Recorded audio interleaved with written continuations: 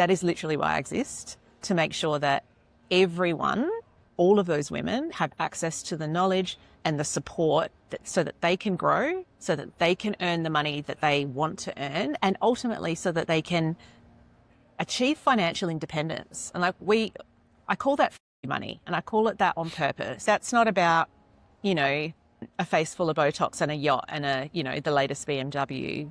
Your money is about the ability to choose, to leave a situation that doesn't serve you, to leave a job that you don't like anymore, to, do what you want and not feel like you are kind of enslaved to your financial position.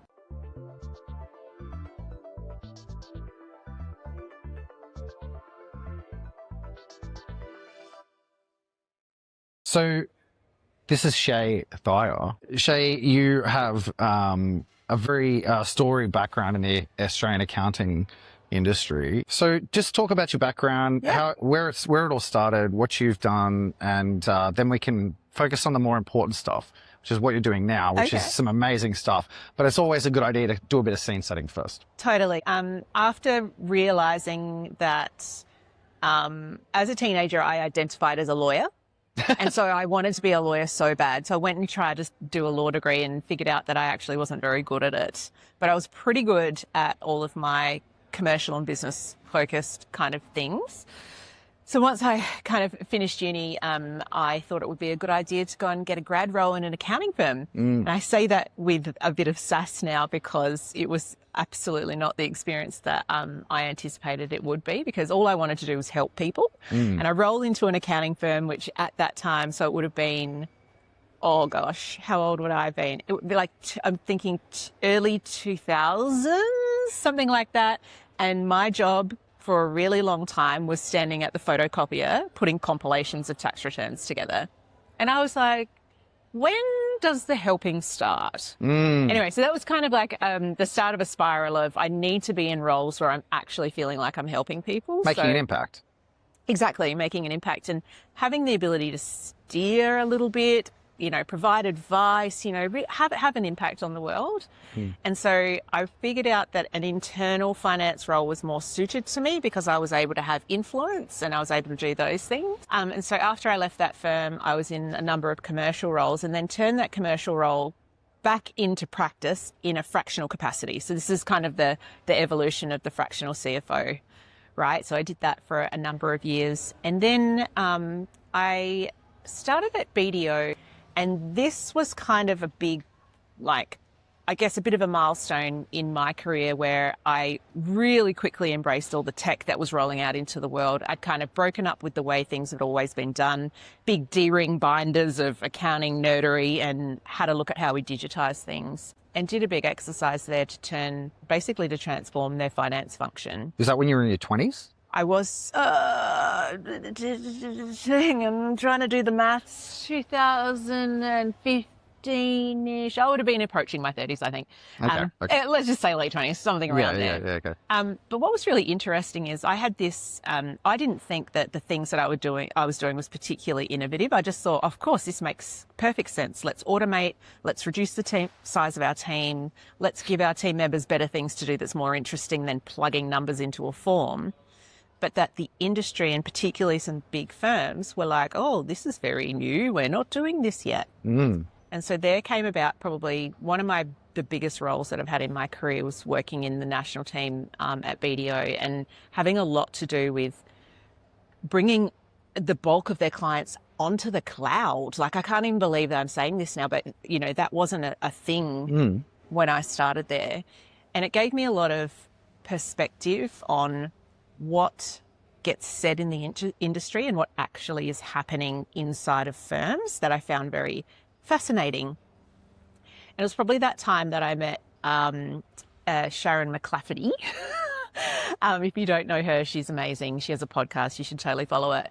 And she bailed me up at an event like the ABE, never met her, just on the corner of a table, and said, I've seen some stuff you talk about online. You really, I really like what you're doing, blah, blah, blah. And she said, don't stop telling the world what you're seeing. And she was a big kind of influence for me to start pointing out some things that, the gaps between what we hear and what gets done and how that's actually impacting the profession. Anyway, long story short, it felt like a really long time I was at BDO. You know, lots of potential inside that firm, big brand, global brand, looking to make an impact. The, you know, internal workings are not always as pretty as the picture, but I certainly learnt a lot there. And leaving that firm, I really, really, really wanted to keep working with other firms. But I think at that stage, I didn't quite have the confidence to go and start my own practice, start my own business, even a consultancy helping other firms. So I went into tech. I was like, cool, well, I can help other accountants through tech. Let's work for some software businesses, see if I can help in a sales capacity or a customer success capacity, something like that. That brings us to the Intuit years. So okay. That's kind of the story there. I was only there for about 18 months. Oh, okay. But what was fascinating was I'd been completely indoctrinated in the blue T-shirt since 2014 and all the things. So jumping across to the competitor was fascinating, mostly because I think it's really healthy for that space to have some competition, and I would have really liked some competition to be presented. Whether that actually happened or not is everyone's probably got their opinion, but Depends what country you're in. well, for the Australian market, I was part of the Australian business, which arguably is a rounding error on the Intuit balance sheet or the global balance sheet, right? Yeah. And just, I guess, a reminder that in those enormous corporate entities, it can be very difficult to have your role translate into actual impact on people's lives and, you know, people's firms and all of that kind of thing. Very, very big machine.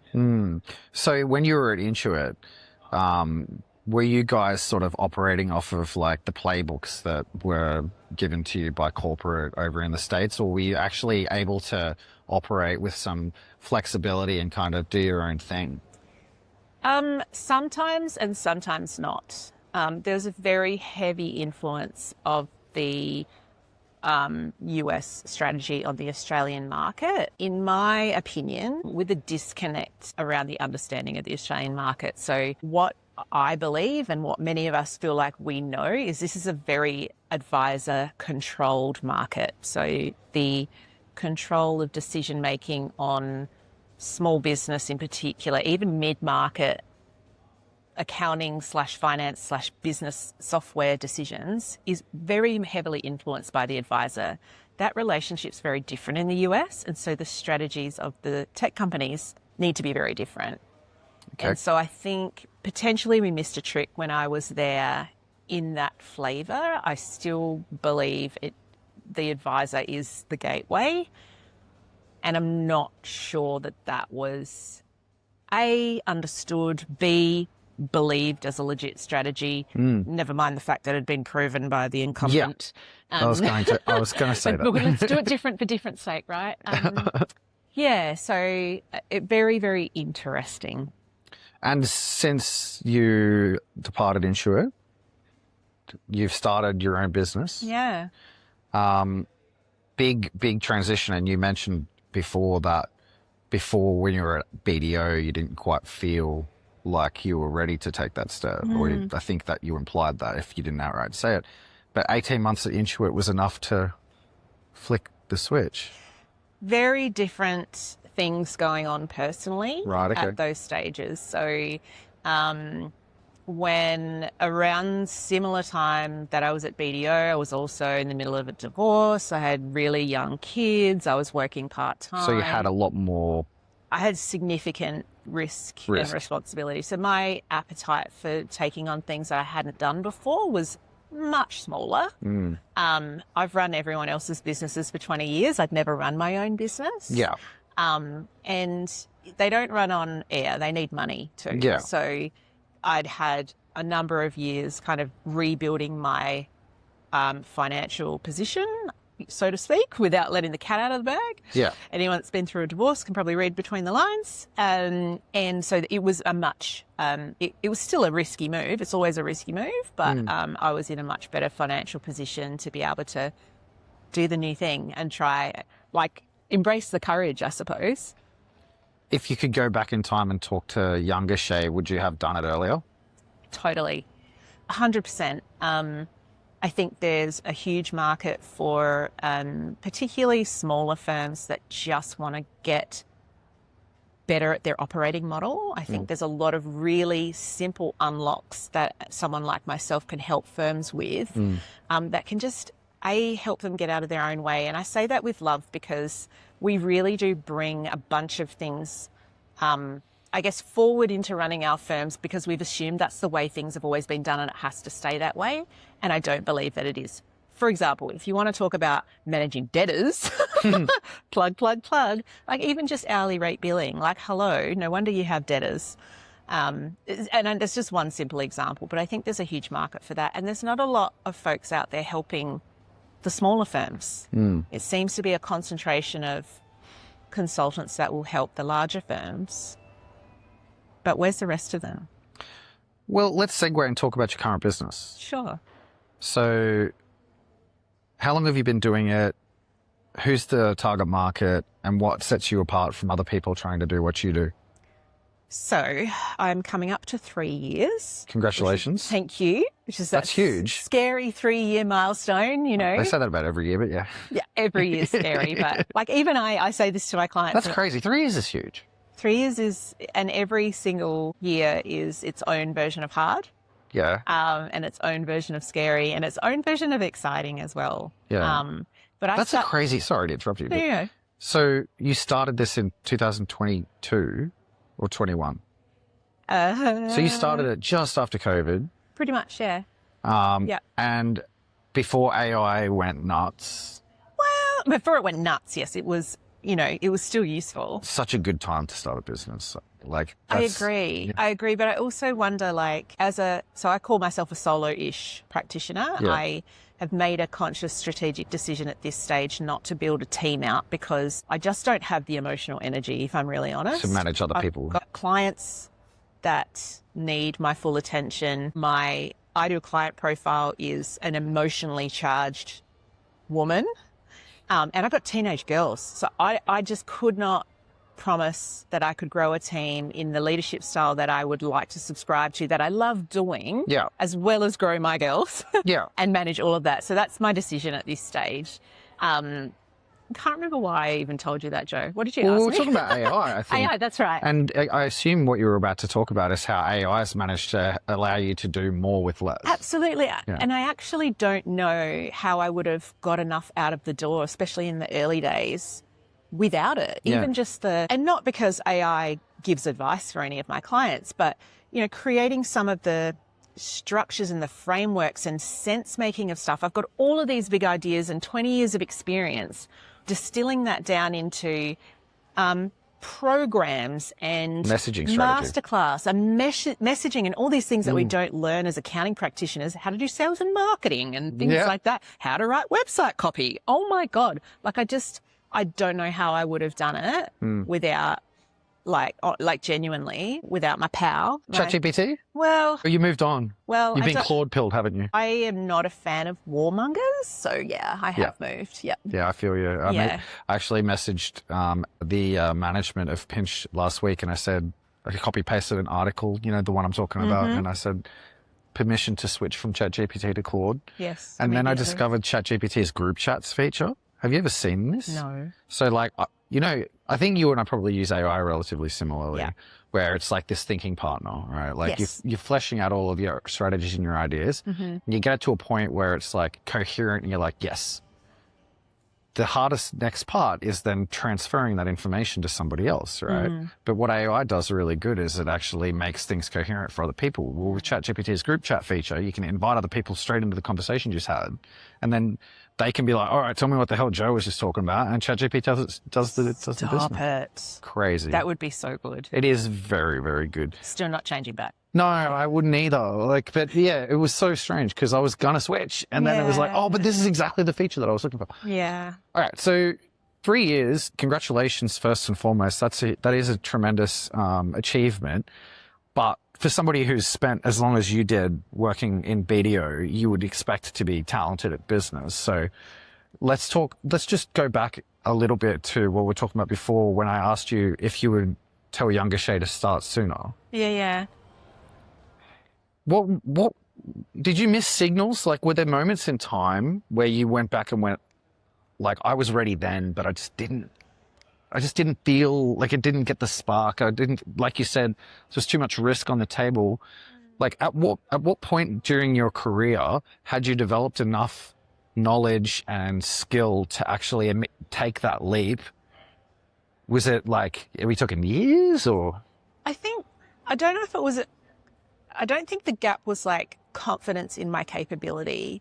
I think it was genuinely a maturity thing. So I was experiencing all these things in my career at the same time as a professional, at the same time as listening and watching advice being given to other women in business inside of the organizations that I worked in.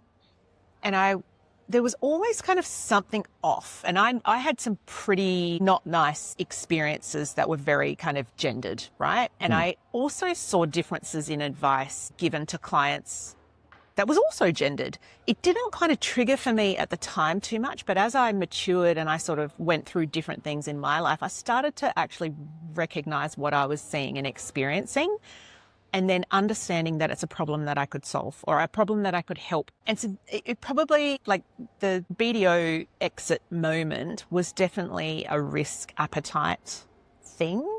But after that, it was more about, I've got this kind of itch I need to scratch, but I don't know how I bring that together with my capability, which I'm very confident in, but I don't know how the two things come together. And that didn't kind of click until I left Intuit. So I was the Australian chair of the Women's Network. I had a whole, I won't call it a day job, it was like a 24/7 job as well as that. But if I'm really, really honest, that side hustle was my favorite thing to do, because it felt like I was able to be really impactful. But it also reminded me of just that so many of these kind of initiatives that purport to support causes are just lip service, purple cupcakes and lipstick on a pig, if I'm really honest. And so there was just a window there where I thought, just put your passion together with your expertise, dummy, and get on and do it. Like, just get on and do it. And like, I don't think I'm an expert. I'm still learning so much about running a small business. And it's very humbling, actually, because I've advised so many clients and I've always had great empathy. My dad's owned a small business for since I was born. So I have a level of empathy, but I'd never experienced it myself. And so it was very humbling starting and tripping over the things that I knew were coming and I knew how to get out of, but still doing it anyway and going, now I really know. Now I really know how my clients feel. Now I can genuinely say, I fucked that up too, and it's okay. And I think that was the biggest thing. And so the thing that I'm kind of learning now is there is a huge role to play in having other women that want to start businesses because corporate doesn't work for them anymore, which is a big, big motivator for the fastest growing cohort of entrepreneurs at the moment. 45 to 55-year-old women who have had a gutful of corporate and are like, I'm awesome. I've got expertise. I can start a business. And then I don't have to answer to that jerk anymore and put up with that mansplaining and that man interrupting and all the crap. I can start my own business. It's about having them understand that the advice industry is not set up to service them. And so you ask me, what is my point of difference? I literally exist to service that market on purpose because generally speaking, other advisors don't, and they overlook them.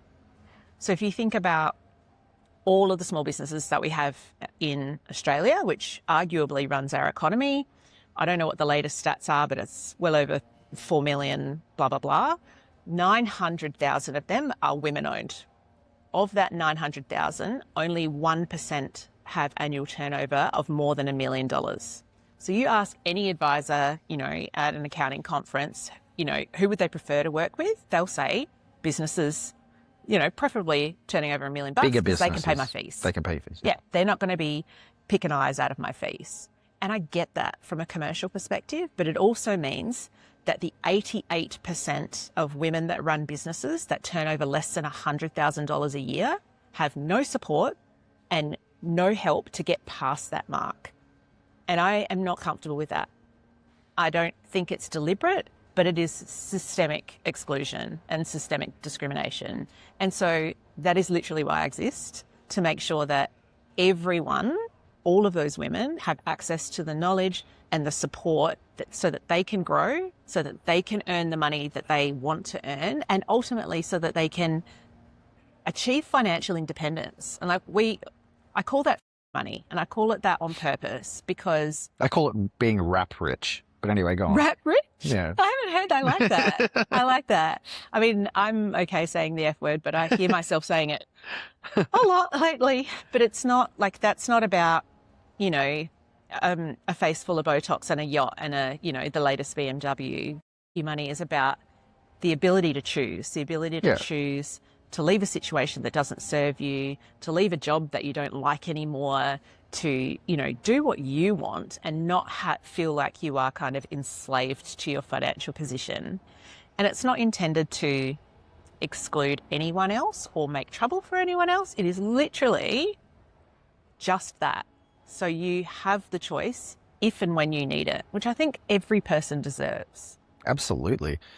Okay, so you talked about some really interesting figures there.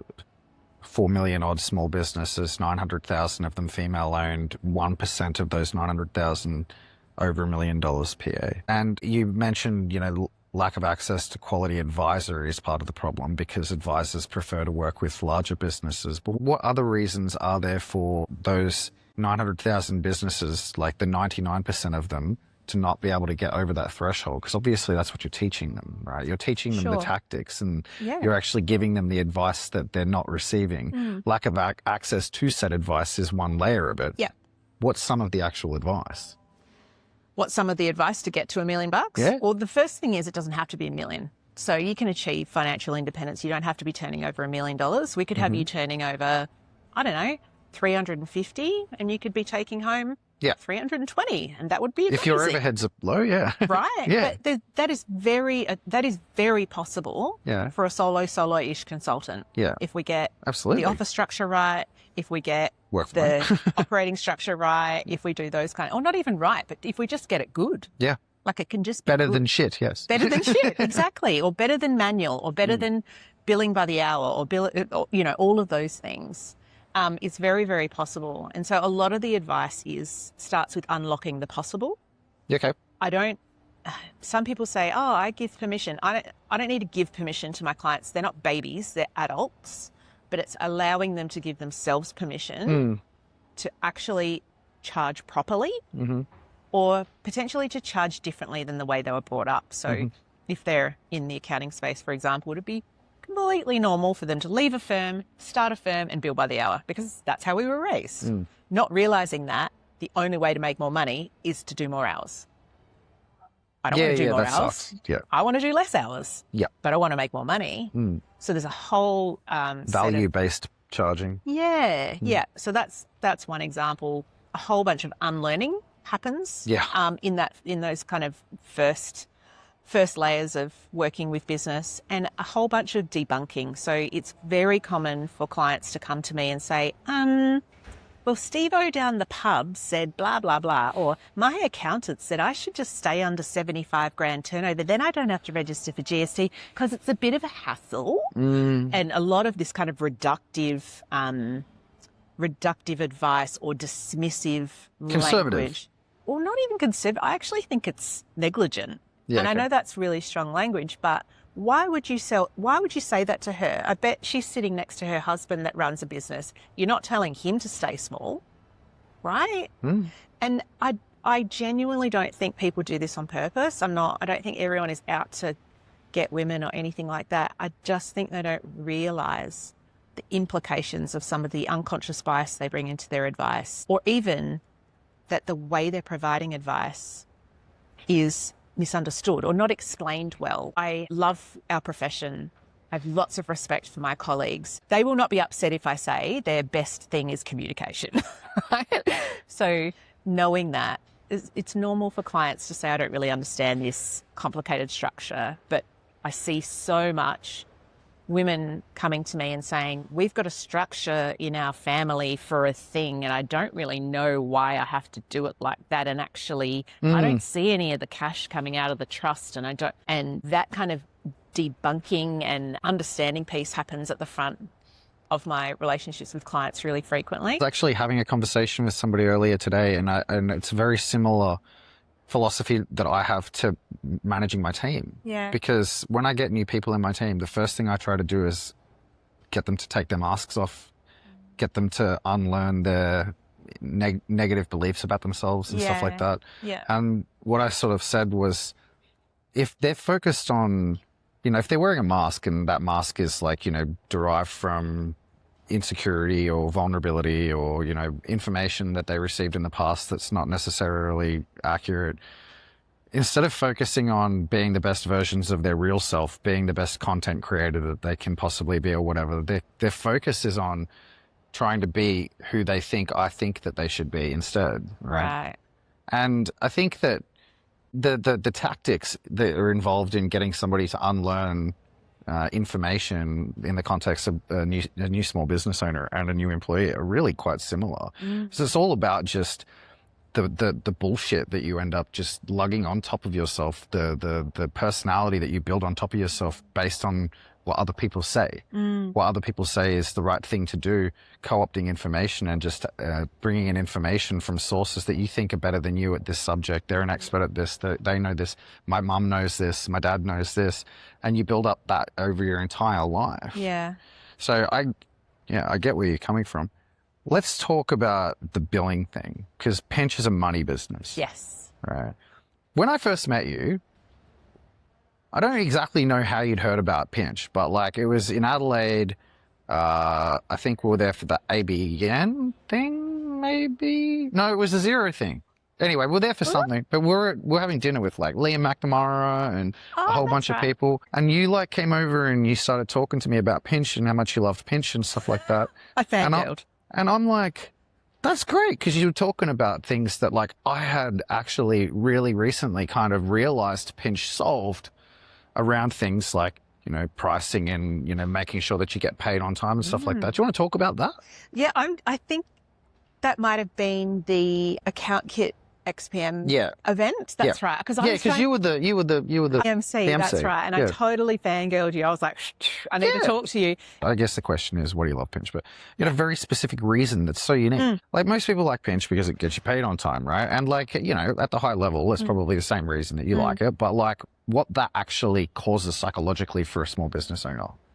So the reason why I got so excited, I think, when like came and fangirled is one of the biggest unlocks that I have, because I mostly work with service-based business. Yes, pricing, but how you bill. Like we have a full framework called the No Surprises Cashflow System. And part of that is making sure you are not starting work unless you have taken some money from your client. Now that feels very jarring if you've never done that before.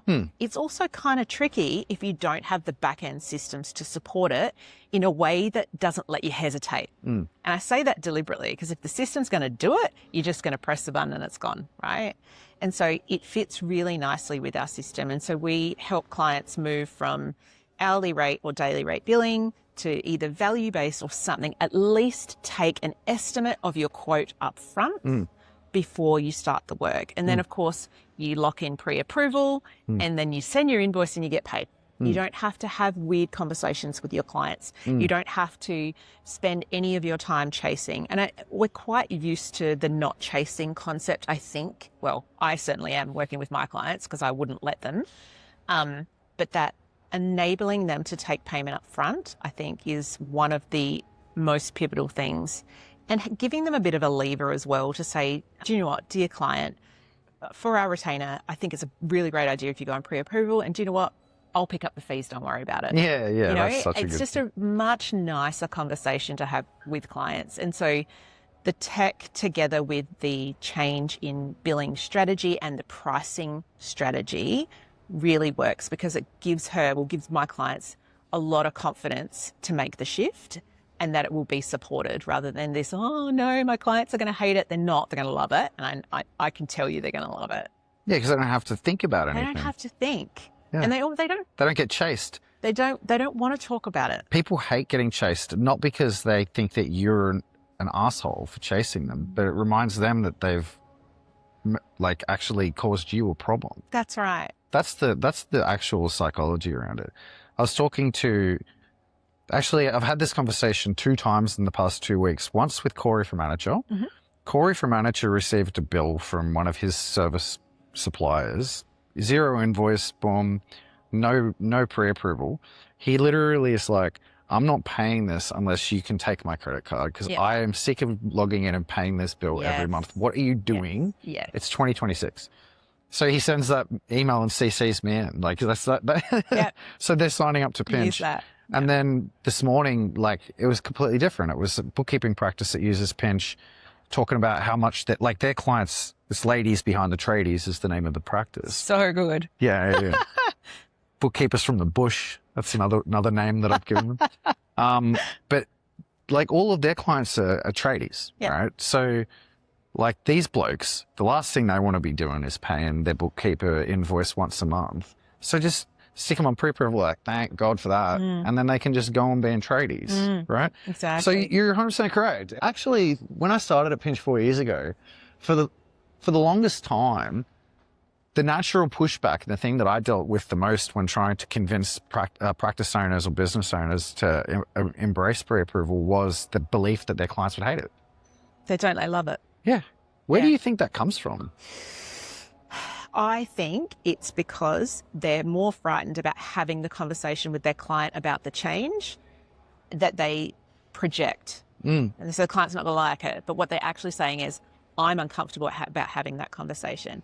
And I get it because nobody likes talking about money. And that's why lots of firms have shocking debtors. Like they're happy to put their fee on the thing, but then they go and hope that it gets paid. And it's just ridiculous. It's like, and like it is definitely a hot topic with my client base because you were talking about, unlearning things. There's the money stories that we bring with us as we grow up as women are very different to our brothers or our boy cousins or whatever. Men are conditioned to invest, women are conditioned to save. And because of that, when we start to build our own value, it gets weird. It gets really weird. There's this whole intersection between self-worth or I haven't done enough or they're going to say no and I'm frightened, but I know I need to get paid and blah, blah, blah. So if we can, what I do is help them embrace a billing strategy and an engagement strategy that brings the money stuff together inside the sale. And then you don't have to talk about it again. The client's really excited. They're ready to pay you. That's when you're going to take their money. And then you don't have to talk about it again. It doesn't have to be weird. And so you don't have that barrier of the conversation they're not courageous enough to have. That's 100% my perspective on it too, because there's nothing worse than the feeling when, you're sitting there waiting for somebody to pay an invoice that's like critical, especially early days when you're a small business owner, because every client's invoice is critical. It's like you might only have 3, 2, 1, right? And you're sitting there waiting for that day to pay you've got them on 7 or 14 day payment term and then 14 days ticks by. It's 9 p.m. and then just go to bed and it's like, now it's late. And now the conversation shifts and I'm going to have to ask for something that I shouldn't have to ask for. And people then start to, question why, was my service not good enough? Did I not do a good job? Did I price incorrectly? In comes the insecurity, in comes the vulnerability. And you end up spending a whole bunch of time thinking about things like that than actually focusing on your actual business and improving the real business. Totally. When 99% of the time, the reason is that you sent them an invoice and didn't give them an option to pay it in a very easy way. You just literally expected them to log into their banking and transfer it.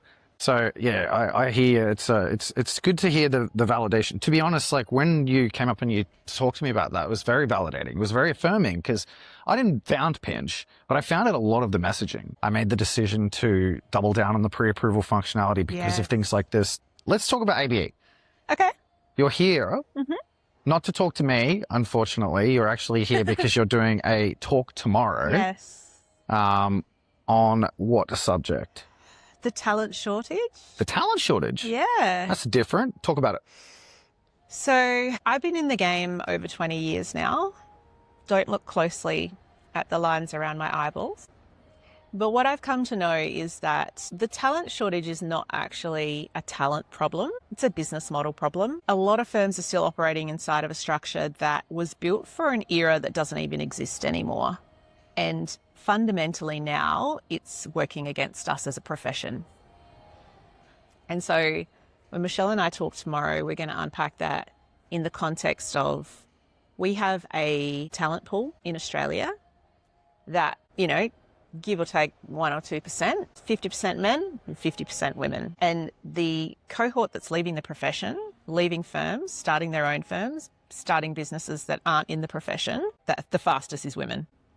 And that is a business structure problem. It is not a pipeline problem. And so over the course of what we'll talk about, we will help everyone come on the journey to understand that, you know, there's a bunch of myths that get kicked around about whether we're debating whether the pay gap is even real and where, you know, that she doesn't even want a promotion and all of this kind of other stuff. What? Right. What do you mean what? Have you never heard that the gender pay gap's not real? Not that. The other part. The other thing you said, she doesn't want to promote work. So last year, bless them, in all their wisdom, McKinsey and Lean In, which is a women-led organisation, released a study that they had done, and essentially they found that there was an ambition gap.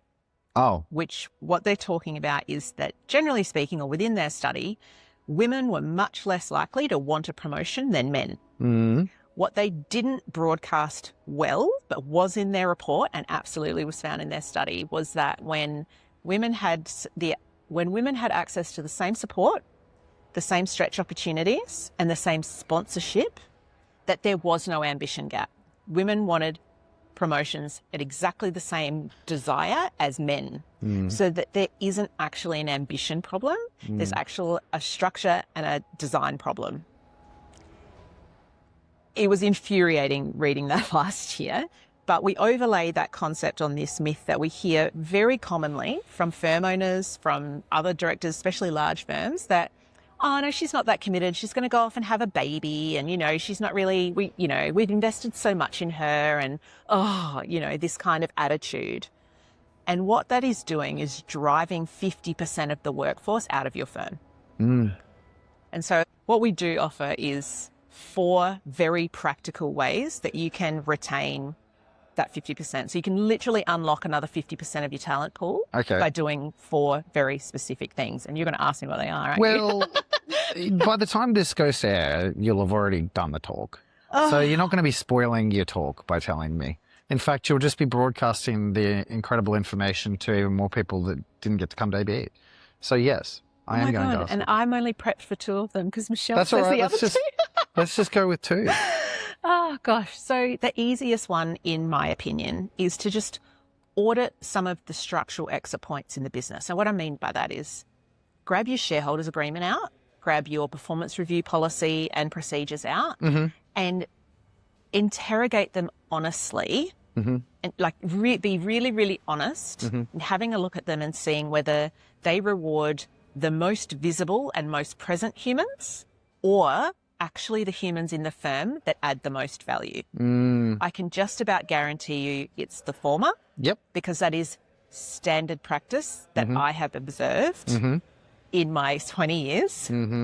Again, not about blame, just about being really clinical, about having a look at what we've got there and then choose to make the change. I think I made a LinkedIn post about that about 2 months ago. Really? Yeah.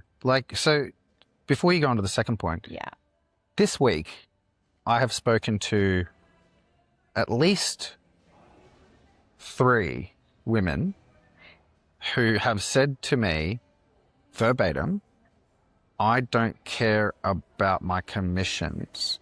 I care about making an impact. Or something very close to that in sales roles. Now, I understand that, right? Like in the specific context that I'm talking about, there's opportunity right, that exists for them to do things that they can see that other people can't see. To close deals or put together strategic partnerships and alliances that don't just fit the like narrow window of what ends up qualifying for their. So there's this frustration, like we have to do this, we have to solve it at this systemic level. Like we have to put this better solution together and it's going to change everything and everything's going to be fantastic. But I don't get value from that for myself. And so eventually, because this is exactly to your point, because it's easier to just give up on the commission and just go after the thing that they know needs to be done. Ultimately, what ends up happening is they don't hit their targets, and the person who gives zero about doing the thing that's right smashes their targets, and they get promoted. Yep. Yeah. Exactly. Exactly. Yeah, I can attest that I've had a conversation 3 times this week that has been to that effect. Corporate. Yes, and the criteria by which promotion or performance success is measured would be incredibly narrow. It wouldn't be holistic. It's numbers. It would, and it's just not good enough because you and I both know that just numbers doesn't run a business. It certainly doesn't innovate. It certainly doesn't build relationships. Well, and numbers aren't like the numbers are an output, not an input. Exactly. Yeah, and my LinkedIn post was actually talking about, like, in an organization, you have to be able to develop a structure to be able to actually tie the revenue numbers, the actual like outcome of your business, to not just direct like closed deals won. You have to be able to tie it to the people in the organization that keep the organization's heartbeat running too. I think that AI is something that could actually really do a good job here, because if we can actually like use AI to aggregate all of the different things that are occurring inside of a business and analyze and create different models and different ways to actually go, well, you know, we had 35% growth in the last quarter, and it's very easy for us to attribute that to this, like, you know, these deals, these account managers, these people who closed it. But like, what facilitated all of them to be able to do that? Or in the meantime, like, who was responsible for actually like bringing those people into the organization even, or keeping those people in the organization when they have bad days? Like, how do you account for all of that? And in small business land, so if we're doing something as clinical as building a metrics dashboard for a small business, right? Under no circumstances do I let them only have outputs on there. It's not just top line sales. It's not just net profit. What are your reps? So like at the gym, what are the inputs in there and how are you committed to them? What do they look like? And there's always an impact metric in there, because especially with my clients, there's a bit of friction between making money and impact, which I think is unnecessary, but it's conditioning, right? I'm not a good person. I can't possibly be a world saver if I'm making good money, which is bullshit, but it's conditioning that we have to unlearn. And so allowing them to see their impact goal at the same time as their money-making goal seems to be working, and making sure they're measuring both of those makes all the sense. What was the second one? The second one, which I think is really critical, and you said what you were saying about AI made me think anything that makes it easier. So there's this big objection to doing anything differently because it's too hard.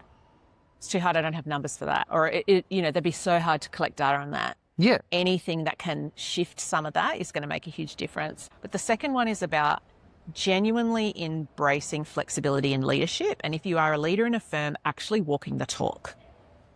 So what I mean by that is there is zero business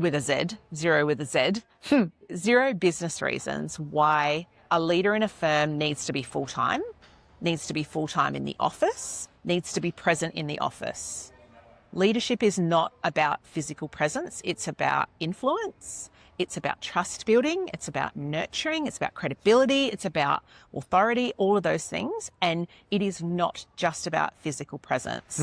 And there is a huge friction in the industry about this. Yes, it's wrapped up in return to work. It's about, all of that stuff. But until leaders in the business are willing to embrace that for themselves, it will never feel safe for anyone else to ask or do it. And if no one else is doing it, you will have exit stage left of women to run their own firms so that they can run it their way, they can have the flexibility they need, or whatever the thing looks like. And that is a massive, massive like that is just decreasing the talent pool for so many firms. I know that feels hard, but as soon as you can start to redesign leadership, even in that very, very small way, you unlock a huge pool of super experienced, qualified, willing humans that want to work for you. They just don't want to be locked into that archaic model of leadership. Yep. I think I would summarize it as there's two types of leader. There's a coach and there's a manager, right? And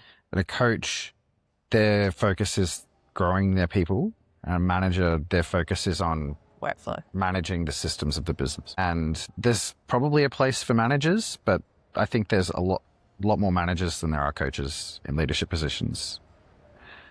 Let's talk about your business one last time. What's it called? How can people find out more about it? What are you up to right now? Like, what sort of things are you doing? Yeah. So Pallas is the name of my business. So it's a CFO advisory practice for women founders that want to make money. I do work with women one-on-one, but otherwise to make sure that we can have offers and service offerings that reach the 88% of women that are making less than 100 grand in their business. We do a lot of group coaching. So we have the Profit Lab, which works for solo and solo-ish founders that want to maximize their take-home pay. So that's their primary objective.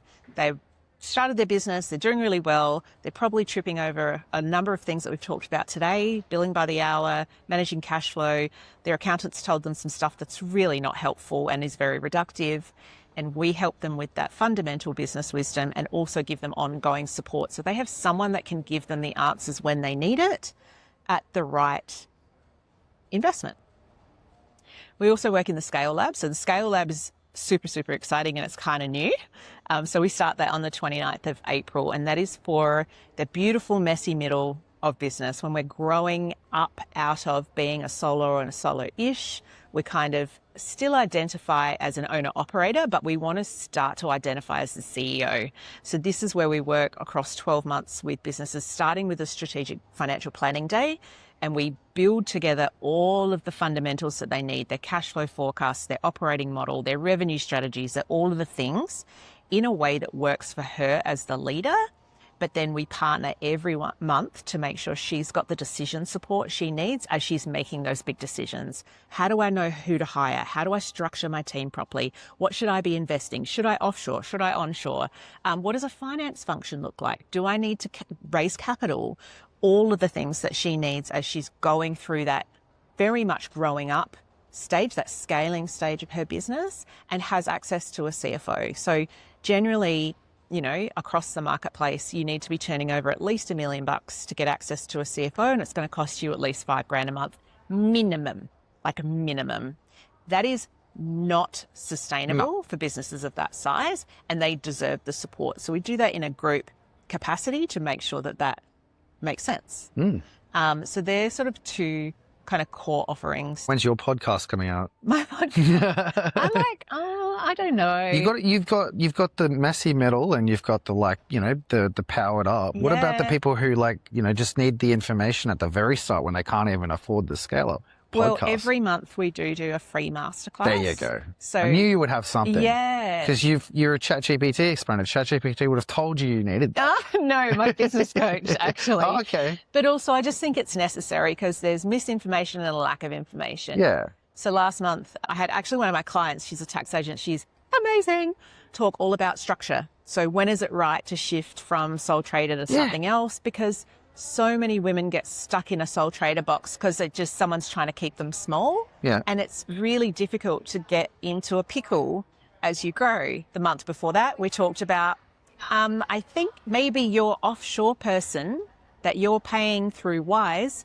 might actually be a deemed employee. And what does that mean for super, penalties, all of the things? So that real nitty gritty there. I always partner with other women that are running their own businesses that have an area of expertise that's complementary to mine, and that my clients ask, you know, I need support here or I need support there. So we do that every single month in our masterclass series, and that's free. It's been a really good conversation.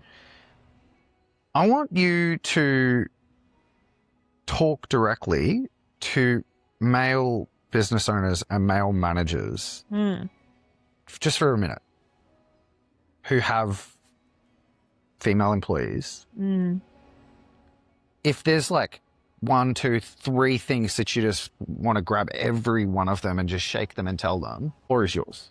That normally gets me in trouble. Dumb. You've been saying the whole time. We all good. I want them to imagine a world where they go home and don't have someone else doing everything for them. And imagine then that they are the ones doing the everything. What do I mean by that? Typically, and this is generalizing, we have single dads and there's, hashtag not everyone, whatever. But generally speaking, women carry a significantly higher domestic and mental load than the guy sitting next to them. So in the context of a man managing a team that has men and women in it, he needs to understand that when she's leaving the business, she is second shifting, whether that's with kids, whether that's with elderly parents, whether that's just managing her man-child at home. She is doing more than he is when he leaves the building. And the reason that's important, particularly in the accounting industry, is we've been brought up on this idea that if you leave at 5, you're a slacker and you will not be promoted because visibility matters. I literally had my very first manager in one of our performance reviews said to me, perception is everything, Shay. So Shay used to start at 5 a.m. and finish at 5 because I couldn't work past then. I was studying for my CA, I was doing all the things. But because the business didn't see that, they saw me leaving at 5, not starting at 5, I was labelled as a not committed. And so I would say to him, I need you just to understand that her 24 hours is very different to yours and very different to his. And that makes a huge difference. Fantastic. One final question. Take a second to think about the answer. If you're a person working inside of a corporate and you're listening to this and you've been dreaming about starting your own business, how do you know when the best time to make the move is? I'm loath to answer it depends, but it really does. Maybe a few things to think about. I wouldn't start a business with no money in the bank. Mm-hmm. Even though we might be super confident in our capability, we could probably land a couple of clients next week if we just made a few calls. Mm-hmm. Building a business takes investment of time and cash. Mm-hmm. If it's your time, you still need to feed people, so that costs money.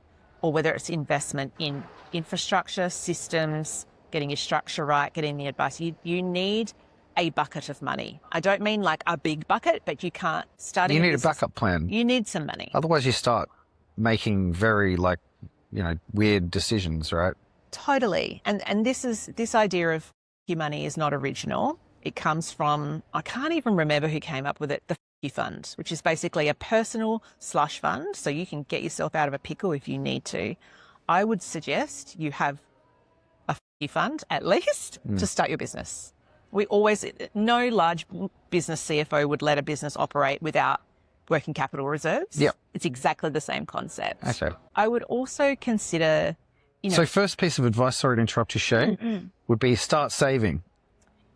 Have some cash aside. Yeah. Or consider access to cash. I've absolutely seen businesses start on no money because they absolutely had to. Yeah. That is possible. Mm-hmm. It's difficult, recipe for burnout. Not saying you can't do it. Yeah. But if you're asking me for advice, that's what I'll be thinking about. Good. If you're able to straddle your corporate role and a side hustle and scale one back as you're ramping the other up, that's magic. Mm-hmm. If you have the ability to do that, I would explore that. Mm-hmm. If you can wind back to part-time and then scale the other one up and do all of those things, I would absolutely look at that. And I am going to plug what we do because it's important. I don't do it just to feed me and my girls. I do it because I genuinely think there's a huge gap. And it's really important for the world that women know this, is get the right advice to start with. So if you can start right, you will start better. Most of the clients that come to me, we're unlearning and fixing a lot of stuff that if I had have met her a year ago, we could have done a couple of simple things and she would have not experienced the problems that she's now in, if that makes sense. So seek out support. Make sure you're doing that with someone who you feel like you're aligned with their values. So if you don't love the vibe you're getting from your accountant, don't talk to them, talk to someone else. You're not ever wedded to anyone. Find your people and ask them for advice. One of the things we are really deliberate about is what our black book looks like. And I mean that deliberately. Who are the other values-aligned humans that have complementary service offerings and complementary areas of expertise that I will actively refer my clients to if they need support. Super important. Well, I hope you enjoyed it. I enjoyed it. I thought it was an awesome conversation. I feel like we could just talk for hours. Totally. Thanks so much for coming on. Thanks for having me. Appreciate it.